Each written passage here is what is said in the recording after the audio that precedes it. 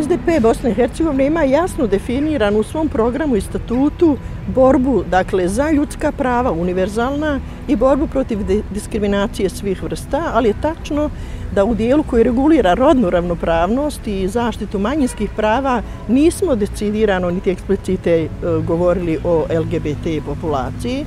S obzirom da smo sad u raspravama oko izmjena i statuta i programa, ima puno prijedloga i vjerujem da će to biti usvojeno,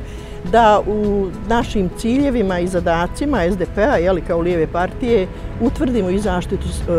seksualnih manjina. S druge strane, mi smo u SDP-u također u formiranju jedne interesne skupine mladih ljudi koji će u narednom periodu se intenzivnije i konkretnije baviti zaštitom prava LGBT populacije, ali moram reći da smo i dosad i nastavit ćemo u svojim političkim aktivnostima